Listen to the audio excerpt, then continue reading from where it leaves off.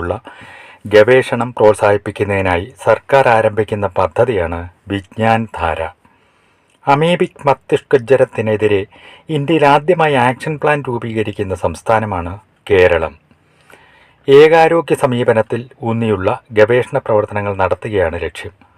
പെൺകുട്ടികളുടെ വിവാഹപ്രായം 18 നിന്ന് 21 വയസ്സായി ഉയർത്തിയ സംസ്ഥാനമാണ് ഹിമാചൽ പ്രദേശ്.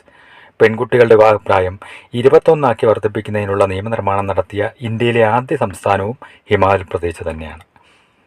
പോൾ വാൾട്ടിൽ 10 തവണയും ലോക റെക്കോർഡ് തകർത്ത് 6.26 മീറ്റർ ചാടിയ അത്ലറ്റാണ് അർമാൻഡ് ഡ്യൂപ്ലാന്റിസ്. സ്വീഡിഷുകാരനാണ് അദ്ദേഹം. ലൂസൈനിലെ ഡയമണ്ട് ലീഗ് അത്ലറ്റിക്സിൽ 6.26 മീറ്റർ ചാടിയാണ് പുതിയ ഉയരം കുറിച്ചത്. 2024 ഓഗസ്റ്റിൽ രാത്രികാല പരീക്ഷണം വിജയിച്ച ഇന്ത്യയുടെ ബാലിസ്റ്റിക് മിസൈലാണ്